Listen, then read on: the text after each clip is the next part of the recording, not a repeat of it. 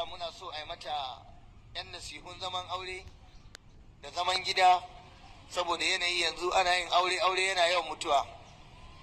Na ce to, masu magana dai suna cewa ba a fafe gora ranar tafiya, amma za mu jarraba.